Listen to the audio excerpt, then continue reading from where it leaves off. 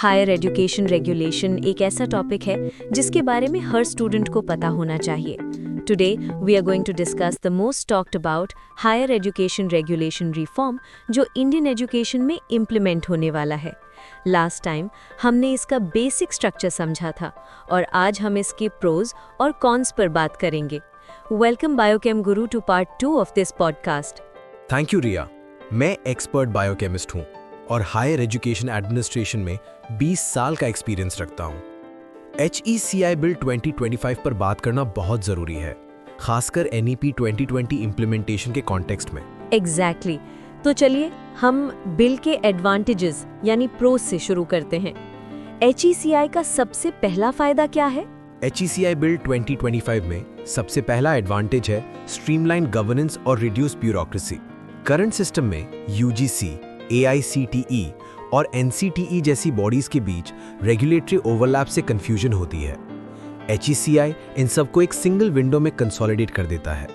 इसका सीधा बेनिफिट ये है कि नए प्रोग्राम्स, कोर्सेज और रिसर्च इनिशिएटिव्स के लिए अप्रूवल्स फास्टर हो जाते हैं। साइंस डिपार्टमेंट्स बिना मल्टी ईयर अप्रूवल डिलेस के इनोवेटिव प्रोग्राम्स लॉन्च कर सकते हैं। That sounds efficient.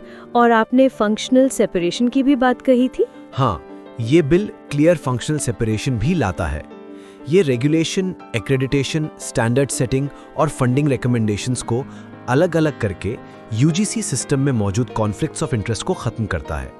इसका बेनिफिट ये है कि रेगुलेटरी डिसीजंस इंडिपेंडेंट होते हैं और फाइनेंशियल कंसिडरेशन से फ्री रहते हैं। क्वालिटी स्टैंडर्ड्स अब एकेडमिक मेरिट के बेस पर इन्फोर्स होंगे, न कि फंडिंग लेवरेज पर। तो क्वालिटी पर ज्यादा फोकस रहेगा। बिल्कुल। दूसरा बड़ा पॉइंट है enhance quality assurance and accountability. NAC का framework continuous data driven accreditation पर फोकस्ड है। ये old episodic infrastructure centric inspections को रिप्लेस करता है। इंस्टीट्यूशंस पुरानी सर्टिफिकेशंस के पीछे नहीं छिप सकते। साइंस डिपार्टमेंट्स को कंसिस्टेंट रिसर्च आउटपुट, ग्रेजुएट्स की एम्प्लॉयबिलिटी और कम्युनिटी इंपैक्ट शो करना पड़ेगा। और ट्रांसपेरेंसी का क्या रोल है? ट्रांसपेरेंसी के लिए ट्रांसपेरेंट परफॉर्मेंस मैट्रिक्स लागू किए गए हैं। पब्लिक डिस्क्लोजर रिक्वायरमेंट से इंस्टीट्यूशनल परफॉर्मेंस स्टूडेंट्स, पेरेंट्स और स्टेक होल्डर्स के लिए विजिबल हो जाती है। इससे मेरिट बेस्ड रेप्यूटेशन और रैंकिंग सिस्टम्स डेवलप होंगे। साइंस इंस्टीट्यूशंस अब सिर्फ इंफ्रास्ट्रक्चर के बेस पर नहीं, बल्कि रिसर्च क्वालिटी के बेस पर compete करेंगे। ये सब इंस्टीट्यूशंस को ऑटोनॉमी कैसे देगा? HECI ग्रेटर इंस्टीट्यूशनल ऑटोनॉमी भी देता है। हाई परफॉर्मिंग इंस्टीट्यूशंस को ग्रेडेड ऑटोनॉमी फ्रेमवर्क के तहत सिग्निफिकेंट ऑपरेशनल इंडिपेंडेंस मिलती है। बेनिफिट्स बहुत सारे हैं, जैसे करिकुलम फ्लेक्सिबिलिटी ताकि इमर्जिंग टेक्नोलॉजीज को इनकॉर्पोरेट किया जा सके, कॉम्पिटिटिव सैलरीज पर रैपिड फैकल्टी रिक्रूटमेंट और प्रोलॉन्ग्ड अप्रूवल्स के बिना international collaboration. Science universities dynamically research centres और इनोवेशन लैब्स एस्टैब्लिश कर सकते हैं। यानी अब पैसा भी परफॉर्मेंस से लिंक होगा। Yes, performance linked funding incentives. Incremental grants की जगह फंडिंग अब मेरिट बेस्ड रिसर्च एलोकेशन से जोड़ी जाएगी। ये रिसर्च आउटपुट और impact, teaching quality, innovation and entrepreneurship matrix और इक्विटी कंट्रीब्यूशंस पर डिपेंड करेगी। साइंस एजुकेशन को इससे बहुत फायदा होगा। यूनिवर्सिटीज जो रिसर्च सेंटर्स में इन्वेस्ट करते हैं, उन्हें एडिशनल ग्रांट्स मिलेंगे। इनोवेशन लैब्स और incubation hubs higher funding attract करेंगे। और टेक्नोलॉजी का रोल क्या है इस रिफॉर्म में? छठा प्रो है modern technology enabled regulation. Governance अब डिजिटल फर्स्ट होगी। इससे ह्यूमन इंटरफेस कम होगा, जिससे करप्शन और डिलेज घटेंगे। बेनिफिट्स में online application, real time compliance monitoring और automated data driven decision making शामिल है। साइंस इंस्टीट्यूशंस के लिए इंस्टीट्यूशनल रिकग्निशन और एक्रेडिटेशन फास्टर हो जाएगी। क्या ये बिल इंडियन एजुकेशन को ग्लोबली रिकॉग्नाइज्ड बनाएगा? बिल्कुल। सातवां प्रो है alignment with global best practices. HECI का फ्रेमवर्क इंटरनेशनल क्वालिटी स्टैंडर्ड्स पर जोर देता है, जिससे इंडिया की ग्लोबल एकेडमिक रेप्यूटेशन बढ़ेगी। बेनिफिट्स ये हैं कि इंडियन डिग्रीज ग्लोबली रिकॉग्नाइज्ड होंगे, इंडियन स्टूडेंट्स आसानी से इंटरनेशनल यूनिवर्सिटीज में ट्रांजिशन कर सकेंगे और इंटरनेशनल फैकल्टी रिक्रूटमेंट भी ईजियर हो जाएगा। रिसर्च को कितनी प्रायोरिटी मिली है? बहुत ज्यादा। HECI research and innovation priority को सेंट्रल फोकस बनाता है। प्रीवियस फ्रेमवर्क्स में रिसर्च पेरिफेरल था, लेकिन HECI इसे कोर मानता है। रिसर्च फंडिंग को रीडिजाइन किया गया है ताकि सभी डिसिप्लिन्स में इनोवेशन को रिवॉर्ड मिले। साइंस इंस्टीट्यूशंस इंडस्ट्री के साथ जल्दी रिसर्च पार्टनरशिप्स एस्टैब्लिश कर सकते हैं। और क्या ये बिल ट्रेडिशनल डिसिप्लिनरी बाउंड्रीज को तोड़ेगा? हाँ, सपोर्ट फॉर मल्टीडिसिप्लिनरी साइंस 8वां बड़ा फायदा है। NEP 2020 HECI के जरिए ब्रेकिंग डिसिप्लिनरी साइलोस को इनकरेज करता है, जैसे physics plus computer science collaborations यानी क्वांटम कंप्यूटिंग, या बायोलॉजी प्लस टेक्नोलॉजी पार्टनरशिप्स यानी सिंथेटिक बायोलॉजी। इससे कॉम्प्लेक्स ग्लोबल चैलेंजेस को कोलैबोरेटिव रिसर्च के थ्रू एड्रेस किया जा सकता है। ये साइंस ग्रेजुएट्स को इंटरडिसिप्लिनरी स्किल्स वाले करियर्स के लिए तैयार करता है। ये तो सारे प्रोज थे। अब बात करते हैं डिसएडवांटेजेस यानी कॉन्स की। सबसे बड़ी चिंता क्या है HECI बिल को लेकर? सबसे पहली चिंता है excessive centralisation of authority. Critics कहते हैं कि लाइट रेगुलेशन के दावों के बावजूद HECI पर यूनियन गवर्नमेंट कंट्रोल रहेगा। स्पेसिफिक कंसर्न्स ये हैं कि actual funding powers ministry of education के पास रहेंगे, HECI के पास नहीं। सेंट्रल डायरेक्टिव से साइंटिफिक फ्रीडम लिमिटेड हो सकती है। फॉर एग्जाम्पल, वो फंडामेंटल साइंस की जगह अप्लाइड रिसर्च को प्रायोरिटाइज कर सकते हैं। पार्लियामेंट्री स्टैंडिंग कमेटी ने भी इस पर वार्निंग दी थी, राइट? जी हाँ, उन्होंने एक्सेस सेंट्रलाइजेशन को फ्लैग किया, ये नोट करते हुए कि यूनिवर्सिटीज को कन्फ्लिक्टिंग सेंट्रल और स्टेट रेगुलेटरी रिक्वायरमेंट्स फेस करनी पड़ सकती हैं। दूसरा कंसर्न है insufficient state representation and federalism concerns. States को डर है कि HECI डिसीजन मेकिंग स्ट्रक्चर्स में उनकी इनएडिक्वेट रिप्रेजेंटेशन होगी। इससे रीजनल एजुकेशन नीड्स जैसे कोस्टल स्टेट्स में मैरीटाइम साइंसेज मार्जिनलाइज्ड हो सकती हैं। इकोनॉमिकली वीकर स्टेट्स में साइंस इंस्टीट्यूशंस डुअल कंप्लायंस से स्ट्रगल कर सकते हैं। क्या बिल इंक्लूसिविटी और डाइवर्सिटी को एड्रेस करता है? नहीं, ये तीसरा बड़ा कंसर्न है, under representation of marginalised groups. Critics ने women academics, scheduled castes, scheduled tribes और रिलीजियस माइनॉरिटीज की रिप्रेजेंटेशन ना होने की बात कही है। HECI स्ट्रक्चर्स एकेडमिक डाइवर्सिटी के बजाय इंडस्ट्री स्टेक होल्डर्स पर ज्यादा एम्फसाइज करते हैं। इसका इम्पैक्ट साइंस एजुकेशन पर यह होगा कि science policies women in stem fields के सामने आने वाली बैरियर्स को एड्रेस नहीं कर पाएंगी। मैंने सुना है कि बिल से रूरल इंस्टीट्यूशंस के बंद होने का खतरा है। ये चौथा बड़ा रिस्क है, risk of rural institutions closure. Bill HECI को स्टैंडर्ड्स मेंटेन न करने वाले इंस्टीट्यूशंस को क्लोजर ऑर्डर करने की पावर देता है। पार्लियामेंट्री कमेटी ने वार्न किया है कि HECI उन रूरल और डिसएडवांटेज इंस्टीट्यूशंस को बंद कर सकता है जो इंफ्रास्ट्रक्चर या फैकल्टी शॉर्टेजेस से जूझ रहे हैं। इससे रूरल इंडिया में साइंस एजुकेशन एक्सेस का लॉस हो सकता है। इम्प्लीमेंटेशन के दौरान क्या चैलेंजेस आ सकते हैं? Implementation challenges and structural gaps पांचवा पॉइंट है। बिल टेक्नोलॉजी ड्रिवन गवर्नेंस पर जोर देता है, लेकिन कई स्टेट इंस्टीट्यूशंस में डिजिटल इंफ्रास्ट्रक्चर गैप है। बहुत से इंस्टीट्यूशंस में बेसिक इंटरनेट कनेक्टिविटी भी नहीं है। साथ ही पेपर बेस्ड से डिजिटल सिस्टम्स में ट्रांजिशन के लिए फैकल्टी और स्टाफ को मैसिव कैपेसिटी बिल्डिंग और रीट्रेनिंग की जरूरत होगी। फंडिंग मैकेनिज्म में क्या एम्बिग्युइटी है? छठा पॉइंट है ambiguity on funding powers. Funding को रेगुलेशन से अलग करने का इरादा ऑटोनॉमी को प्रोटेक्ट करना था, लेकिन इससे अनसर्टेनिटी पैदा होती है। साइंस इंस्टीट्यूशंस रिसर्च फंडिंग के लिए डायरेक्टली HECI को एडवोकेट नहीं कर सकते। परफॉर्मेंस बेस्ड फंडिंग सिस्टम से लॉन्ग टर्म रिसर्च प्रोजेक्ट्स के लिए अनसर्टेनिटी बनी रहेगी।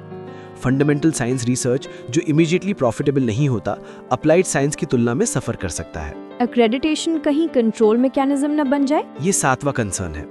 HECI की continuous monitoring accreditation as control mechanism बन सकती है, जिसे रेगुलेटरी ओवररीच कहते हैं। Stricter accreditation standards institutional conformity को फोर्स कर सकते हैं, जिससे डाइवर्सिटी खत्म हो सकती है। स्मॉल नीश साइंस प्रोग्राम्स जैसे एथनोबैटनी या traditional knowledge study standardise criteria को मीट नहीं कर सकते। और बिल में मार्केट ओरिएंटेड बायस की भी बात है? हाँ, इंडस्ट्री स्टेक होल्डर्स की ज्यादा रिप्रेजेंटेशन होने के कारण साइंस एजुकेशन कमर्शियल वायबिलिटी की तरफ बायस्ड हो सकती है। इससे फंडामेंटल साइंस डीप्रायोरिटाइज हो सकता है। Science education immediate job market demands की तरफ शिफ्ट हो सकती है। फाइनली, एक्सपर्ट्स ऑटोनॉमी के वादों पर स्केप्टिकल क्यों हैं? ये आखिरी कंसर्न है, potential loss of institutional autonomy despite promises. Critics को लाइट रेगुलेशन स्केप्टिसिज्म है। ऑटोनॉमी ग्रांट्स एक्रेडिटेशन परफॉर्मेंस पर सब्जेक्ट होंगे, जिससे कंटिन्यूस सर्वेलेंस बनी रहेगी। परफॉर्मेंस बेस्ड फंडिंग कंडीशंस बहुत प्रिस्क्रिप्टिव हो सकते हैं। साइंस इंस्टीट्यूशंस ऑटोनॉमी गेन तो करेंगे फॉर्म में, लेकिन फंडिंग और एक्रेडिटेशन कंडीशंस के थ्रू सब्सटेंस में लूज कर सकते हैं। तो अगर हम करंट सिस्टम और HECI बिल 2025 की तुलना करें तो HECI single unified authority, quality outcomes focus और कंटिन्यूस एक्रेडिटेशन पर जोर देता है, जो एक बड़ा शिफ्ट है। करेक्ट। करंट सिस्टम में रिसर्च पेरिफेरल था, HECI में ये सेंट्रल टू इंस्टीट्यूशनल परफॉर्मेंस है, लेकिन HECI में सेंट्रलाइजेशन भी ज्यादा फॉर्मल है। HECI बिल 2025 की सक्सेस कुछ क्रिटिकल इंप्लीमेंटेशन फैक्टर्स पर डिपेंड करेगी। सबसे जरूरी है robust centre state collaboration. Federal coordination mechanisms को HECI डिसीजन मेकिंग में स्टेट रिप्रेजेंटेशन और स्टेट ऑटोनॉमी का रिस्पेक्ट इंश्योर करना होगा। फंडिंग और इंफ्रास्ट्रक्चर का क्या रोल रहेगा? सक्सेस के लिए स्टेबल एडिक्वेट फंडिंग जरूरी है। परफॉर्मेंस बेस्ड एलोकेशंस के साथ बेसलाइन इक्विटी फंडिंग मिलनी चाहिए। रूरल और डिसएडवांटेज इंस्टीट्यूशंस में इंफ्रास्ट्रक्चर इन्वेस्टमेंट बहुत जरूरी है। साथ ही कॉम्प्रिहेंसिव स्टेक होल्डर एंगेजमेंट और इंस्टीट्यूशनल कैपेसिटी बिल्डिंग यानी डिजिटल इंफ्रास्ट्रक्चर डेवलपमेंट और स्टाफ ट्रेनिंग पर ध्यान देना होगा। तो बायोकेम गुरु, साइंस एजुकेशन के लिए HECI बिल 2025 का फाइनल टेकअवे क्या है? HECI बिल 2025 एक एम्बिशियस अटेम्प्ट है। साइंस एजुकेशन के लिए की अपॉर्चुनिटीज हैं। रिसर्च इंस्टीट्यूशनली सेंट्रल बनेगा, मल्टी डिसिप्लिनरी कोलैबोरेशन बढ़ेगा और टेक्नोलॉजी इनेबल्ड एक्रेडिटेशन से क्वालिटी इंप्रूवमेंट होगा। लेकिन की रिस्क्स भी हैं। एक्सेसिव सेंट्रलाइजेशन और इंफ्रास्ट्रक्चर गैप्स डिसएडवांटेज इंस्टीट्यूशंस को एक्सक्लूड कर सकते हैं। If you want more such content, please like and subscribe this podcast. तो बायोकेम गुरु, साइंस एजुकेशन के लिए HECI बिल 2025 का फाइनल टेकअवे क्या है? HECI बिल 2025 एक एम्बिशियस अटेम्प्ट है। साइंस एजुकेशन के लिए की अपॉर्चुनिटीज हैं। रिसर्च इंस्टीट्यूशनली सेंट्रल बनेगा, मल्टी डिसिप्लिनरी कोलैबोरेशंस बढ़ेंगे और टेक्नोलॉजी इनेबल्ड एक्रेडिटेशन से क्वालिटी इंप्रूवमेंट होगा। लेकिन की रिस्क्स भी हैं। एक्सेसिव सेंट्रलाइजेशन और इंफ्रास्ट्रक्चर गैप्स डिसएडवांटेज्ड इंस्टीट्यूशंस को एक्सक्लूड कर सकते हैं। बिल की सफलता केवल लेजिस्लेटिव डिजाइन पर नहीं, बल्कि effective implementation, robust centre state cooperation और सेफगार्ड्स अगेंस्ट ओवर सेंट्रलाइजेशन पर निर्भर करेगी। अगर इसे थॉटफुली इंप्लीमेंट किया जाता है तो HECI इंडियन हायर एजुकेशन और साइंस रिसर्च को ग्लोबल स्टैंडर्ड्स तक एलिवेट कर सकता है।